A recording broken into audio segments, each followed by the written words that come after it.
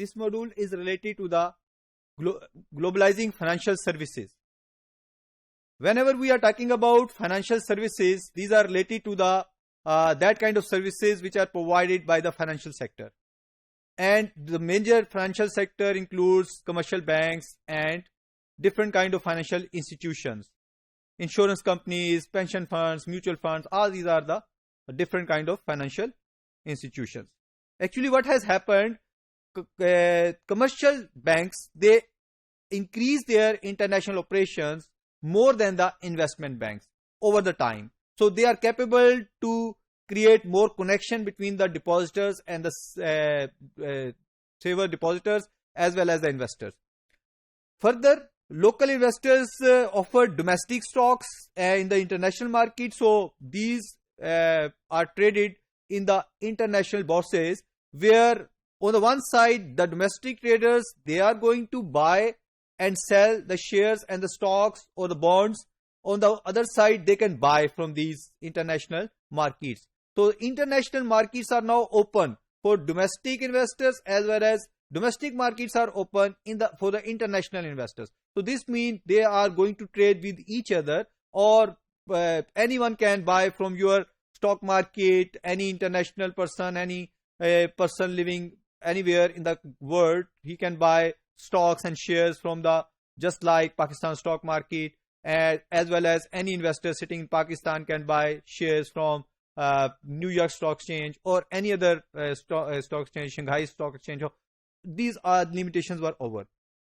However, what has happened due to this whole scenario, the assets which are being controlled by the East Asian and East Europe and Latin America through these international intermediaries, that increased up to 50%, even more than 50%.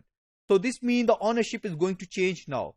International bond issues further increased, and it reached up to $50 billion in 1993 and $120 billion in 1997. And again, we know that the financial crisis of 1997, it reduces it. So contagion effect actually leads towards reduction of these bond issues, and it comes down up to nearly $75 billion. So actually this shows that a different kind of financial institutions, they are capable to issue the bonds, and they are going to sell the bonds across the world.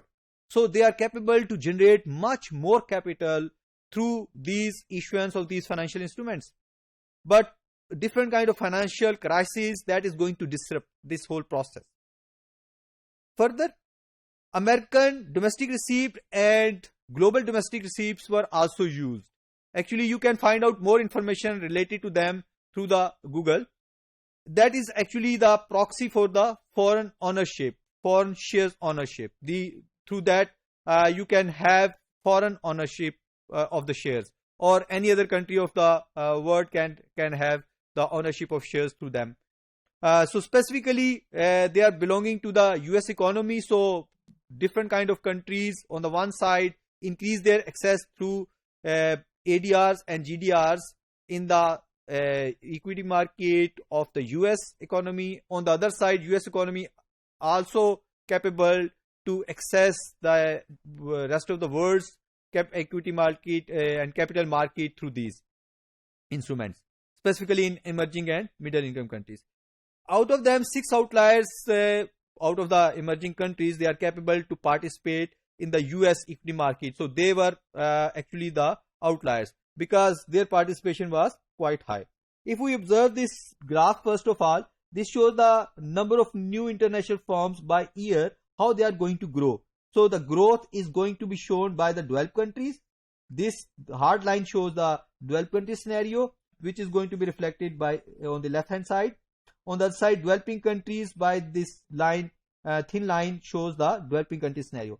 Developing country scenario shows that it increases, but it's showing some fluctuations and then it decreases. So trend is declining. On the other side, developed countries trend is increasing. So most of the international firms are coming from the developed countries, and some of the international firms are established to the developing countries, but they are not growing so much quickly. Here, if we observe these firms, that developing countries and developed countries, how their firms are going to grow over the time. The number of firms are mentioned in this column, and the number of domestic firms and the number of international firms are mentioned here. So the number of international firms can show, if we observe these 6 outliers, Argentina, Brazil, China, India, Mexico and South Korea, then we can observe that they have 97 total domestic firms. Out of them, 22 are the international firms. Brazil, 45 international firms. China, 124 international. So China is at the top with respect to the total number of firms. Out of that, maximum number of firms are international firms. India, very large number of firms, but the reasonable sum of international firms are there. Mexico, 53, and out of 176, a good number. And South Korea, only 32, is quite low as compared to 789 total firms. So if we observe other countries, just like if you observe Russia, then it has only 41 firms, and out of that 20 firms are international. And if you observe the Thailand, 296 are the total firms and 68 are international firms. So the point is that those emerging economies, they are on the one side growing, and secondly they are capable to increase their number of firms in the international market.